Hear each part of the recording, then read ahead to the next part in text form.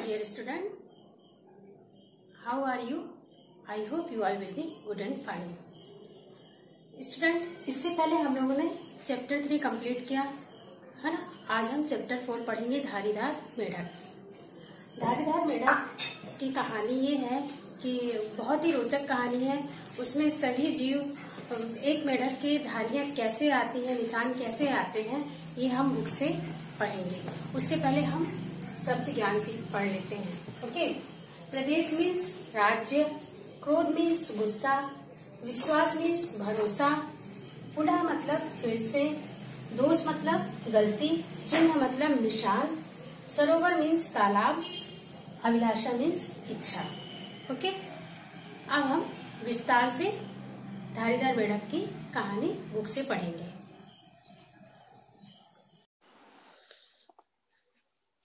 Take out page number 303. Chapter number 4, धारीदार मेढक। Okay. इस कहानी में एक मेढक की कहानी है बच्चों, ये जिसमें मेढक के शरीर पर धारियां बनी हुई हैं। जो नाना प्रकार के जो जीव हैं, इस जीवों के माध्यम से इस कहानी को बड़े ही रोचक ढंग से बताया गया है। ओके, चलिए अब हम कहानी रीड करते हैं। हिमालय प्रदेश की पहाड़ियों पर बसे एक गांव में एक वृद्ध लकड़हारा रहता था। वह कई वर्षों से लकड़ी काटता चला आ रहा था। इसी कारण उसकी कुल्हाड़ी अब कुंठित हो चुकी थी। हिमालय प्रदेश की पहाड़ियों पर एक गांव था। वहां एक वृद्ध मीन्स बूढ़ा, लकड़हारा मीन्स जो लकड़ी काटता है उसको हम क्या बोलते हैं, लकड़हारा बोलते हैं, है ना। बूढ़ा लकड़हारा रहता था। वह कई वर्षों से लकड़ी काट रहा था। इस कारण उसकी जो कुल्हाड़ी में धार होते हैं ना, लकड़ी काटने के लिए कुल्हाड़ी में धार होते हैं। जब कुल्हाड़ी में धार रहेगी तब तो लकड़ियां अच्छे से कटेंगी, धार नहीं रहेगी तो लकड़ियां अच्छे से नहीं कटती। उसकी कुल्हाड़ी के धार जो कुंठित मतलब खत्म हो चुके थे। एक दिन उसने अपनी कुल्हाड़ी को पुनः तीक्ष्ण मतलब तेज करने का विचार बनाया और वह किसी समतल पत्थर की खोज में घूमने लगा ताकि उस पर अपनी कुल्हाड़ी की धार बना सके। घूमते घूमते वह एक सरोवर के तट पर जा पहुंचा, जहां उसे एक साफ समतल पत्थर दिखाई दिया। लकड़हारा अपनी कुल्हाड़ी को तेज करने के लिए, नुकीला करने के लिए किसी समतल पत्थर की तलाश में घूमने लगा। तभी उसकी निगाह एक सरोवर मतलब तालाब के पास पड़ी, जहां उसे एक समतल पत्थर दिखाई दिया। लकड़हारा पत्थर पर अपनी कुल्हाड़ी की धार बनाने लगा। कैसे बनाते हैं धार? पत्थर पर कुल्हाड़ी को रख करके ऐसे आगे पीछे पलट के करने से धार बन जाती है। अचानक पानी में से एक नन्ही सी मछली बाहर उछलकर लकड़हारे के पांव से आ टकराई। अतः लकड़हारा घबराकर उछला तथा उसकी कुल्हाड़ी उसके हाथ से छूटकर एक निकटवर्ती पेड़ के तने पर जा लगी। लकड़हारा अपनी कुल्हाड़ी में धार तेज कर रहा था, तभी एक मछली उछलकर उसके पैर पर आ गिरी। आप लोग के पास अगर कोई कीड़ा या कुछ भी गिरेगा तो हम लोग कैसे आश्चर्य से नहीं ऐसे घबरा जाते हैं, वैसे लकड़हारा भी घबरा गया। जैसे वो घबराया तो उसके हाथ से जो कुल्हाड़ी थी छूटकर एक पेड़ पर जा लगी। जैसे पेड़ पर जा लगी तो उस पेड़ पे कुछ फल लगे थे। वो फल निकटवर्ती पेड़ के तने पर जा गिरी। ठीक है ना। कुल्हाड़ी लगते ही पेड़ चिल्लाया, भाया मुझे क्यों काटते हो? यह कहकर पेड़ ने एक कच्चा कठोर फल धरती पर गिरा दिया। वहां उस समय एक मुर्गी घूम रही थी। वह फल मुर्गी की पीठ पर आकर लगा। उसे चोट आई और उसने क्रोध में भरकर उस पेड़ की जड़ों में बने चींटियों के बिल में चोंच मार दी। चींटियां तिलमिलाकर बाहर आईं और उन्होंने समीप ही सोए हुए एक सांप पर आक्रमण कर दिया। सांप भी क्रुद्ध हो उठा और उसने वहां घूम रहे एक गैंडे को डस लिया। गैंडे ने कुपित होकर समीप केले के एक पेड़ को उखाड़ फेंका, जिस पर एक चमगादड़ सो रहा था। चमगादड़ की नींद टूटी तो वह रोष से भरकर एक हाथी के कान में जा घुसा। हाथी सकपकाया और पागल होकर इधर उधर भागने लगा।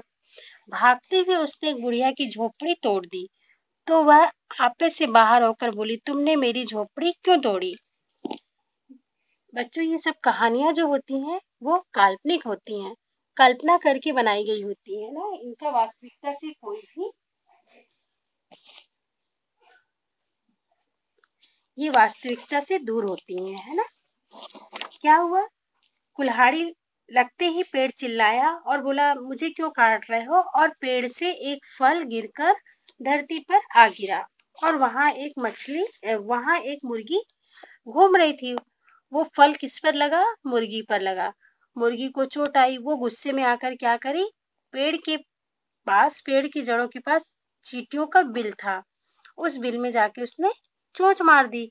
जैसे ही चोंच मारी, चींटियां तिलमिलाकर बाहर निकल आईं और वहां एक सांप था। वो चींटियां जाकर सांप पर हमला कर दी और जैसे ही वो सांप पर हमला की कि सांप गुस्से से होकर एक गैंडे को वहां डस लिया। गैंडे को सांप ने डसा तो वह पास में एक केले का पेड़ था, उसको उखाड़ करके फेंक दिया। उस केले के पेड़ पे एक चमगादड़ था। चमगादड़ की नींद टूट गई। वह गुस्से से होकर, हाथी के कान तो बहुत लंबे होते हैं ना, हाथी के कान में जा घुसा। हाथी सब पकाया और पागलों की तरह इधर उधर घूमने लगा और वह घूमते घूमते एक बूढ़ी थी, देखिए पिक्चर में भी आपको दिखाई दे रहा है ना, एक बुढ़िया की झोपड़ी को उसने जाकर के तोड़ दी। और बुढ़िया ने क्या किया? हाथी से पूछा, तुमने मेरी झोपड़ी क्यों तोड़ी? देखिए ये सब कल्पना है, क्या ऐसा हो सकता है? बताइए। अगर गेंडे को सांप काटेगा तो सांप क्या गेंडा पागलों की तरह घूमेगा? नहीं, वो तो दर्द से पीड़ित चिल्लाने लगेगा, है ना, या मूर्छित हो जाएगा। लेकिन ये सब कल्पना है कहानी में। तो क्या हुआ? मैं क्या करता माँ जी, यदि यह चमगादड़ मेरे कान में ना घुसता तो मैं क्या कभी ऐसा ना करता। अतः बुढ़िया ने चमगादड़ को डांटते हुए कहा, क्यों रे चमगादड़ के बच्चे, तू इसके कान में क्यों घुसा? फिर वस्तुतः दोस्त तो गैंडे का है माँ जी, उसने मेरी नींद क्यों खराब की? भालू से पूछने पर उसने सांप का तथा सांप ने चींटियों का दोष बताया। इस प्रकार बात अंततः मछली पर आ गई। देखिए, सब एक दूसरे को आरोप लगाने लगे कि मेरी कोई गलती नहीं। हाथी बोला, मेरी कोई गलती नहीं। गलती किसकी है? चमगादड़ की। चमगादड़ ने कहा, मेरी कोई गलती नहीं माँ जी, गलती किसकी है? इस गेंडे की। अगर गेंडा केले के पेड़ को नहीं फेंकता तो मैं गुस्से में नहीं आता। गेंडे ने क्या कहा? गलती मेरी नहीं है, गलती सांप की है। सांप ने मुझे क्यों काटा? सांप ने बोला, मेरी कोई गलती नहीं। गलती किसकी है? चींटी की। चींटी ने क्या कहा? मेरी कोई गलती नहीं। गलती किसकी है? इस मुर्गी की। और मुर्गी ने क्या कहा? गलती किसकी है बच्चों? गलती किसकी? पेड़ की, क्योंकि मुर्गी के ऊपर क्या गिरा? फल गिरा, है ना। फिर एट लास्ट क्या हुआ? बात किस पर आ गई? सारे फसाद की जड़ कौन बनी? मछली बनी। तो उसने उसने सिर झुकाकर अपना दोष स्वीकार कर लिया। मछली पर आ गई। मछली अपने दोष को स्वीकार कर लेती। सबने मिलकर मछली को दंडित करने का निर्णय लिया। सारे लोग बोले, मछली से क्या हुआ है? गुनाह हुआ है, अब इसको हम सजा देंगे। यह तय हुआ कि उसे गर्म पानी में डुबोया जाए।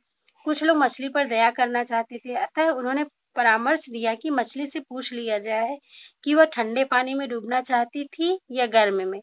मछली ने ठंडे पानी में डूबने की अभिलाषा प्रकट की। ठीक है, सारे जानवर मिलकर के मछली को सजा देने की सोच रहे थे। उन लोगों ने ये पूछा मछली से कि तुम ठंडे पानी में रहोगी या गर्म पानी में? मछली ने बोला, मैं ठंडे पानी में रहूंगी। और मछली कैसी वो है? मछली तो पानी में रहने वाली जंतु है ना, तो उसको पानी से क्या बैर, और पानी में वो क्यों परेशान होगी। अतः मछली को एक सरोवर में गिरा दिया गया। परंतु पानी में भला मछली को क्या कष्ट हो सकता था? वह वहां आनंद पूर्वक रहने लगी। यह देखकर सभी चकित रह गए। उन्होंने सरोवर का पानी सुखा देने का निश्चय किया।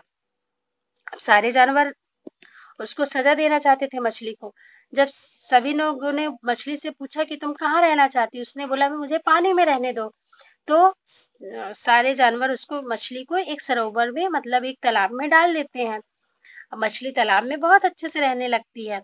ये सब देखकर जो जानवर थे उनको अच्छा नहीं लगा, उन्होंने सोचा ये तो बहुत आराम से रह रही है, कुछ करना होगा। तो उन लोगों ने क्या किया, हाथी को बोलकर सारा पानी बोले पी लो, इस सरोवर का सारा पानी हाथी को बोला गया कि तुम पी लो ताकि यहाँ का पानी सूख जाए। ठीक है, इतने में ना जाने का वहां कहाँ से एक मेढक आ धमका हुआ, बोला आओ इस मछली को पानी में उबाल देते हैं, है ना। इतना सब हो रहा था, तभी अचानक एक मेढक आ गया और उसने क्या सुझाव दिया, चलो इस मछली को हम पानी में उबाल देते हैं। अतः मछली को एक पतीले में डालकर उसमें पानी भर दिया गया और उसे आग पर चढ़ा दिया गया। मेढक बार बार पतीले के ऊपर चढ़कर देखने लगा कि मछली का क्या बन रहा था। हर बार ढक्कन उठाकर वह थोड़ा सा पानी पतीले में से पी लेता। कुछ देर बाद पतीले को आग से उतार लिया गया। जब उसका ढक्कन उठाकर देखा गया तो ना उसमें पानी था और ना ही मछली। सबको विश्वास हो गया कि मेढक ने मछली को खा लिया था। अतः सभी मेढक को पीटने लगे और मेढक को इतना पीटा गया कि उसकी पीठ पर नीले चिन्ह पड़ गए। तभी से मेढकों की पीठ पर नीली नीली धारियां पड़ने लगी और ये धारियां आज भी विद्यमान है। समझ में आया? कहानी जो होती है बच्चों वो काल्पनिक होती है, वो केवल कल्पना करके बनाई जाती हैं। क्या कभी ऐसा हो सकता है कि मेढक को इतना पीटा जाए और उसकी धारी इतना पीटा जाए कि उसके शरीर पर धारियां बन जाए और वो धारियां हर मेढक के शरीर पे आ जाएंगी? ऐसा तो नहीं होता ना, ये संभव नहीं है ना। इसलिए ये कहानियां केवल हमें सुनाने के लिए, कुछ सीखने के लिए बनाई जाती हैं, ठीक है ना। लेकिन बच्चों इस कहानी से हम लोगों ने एक क्या सीखा कि हमें सदा सत्य बोलना चाहिए और ईमानदार रहना चाहिए, ठीक है। ये आपका था। आज हम लोगों ने चैप्टर रीड कर लिया, कल हम लोग इसका एक्सरसाइज करेंगे। Okay, bye bye students, have a nice day.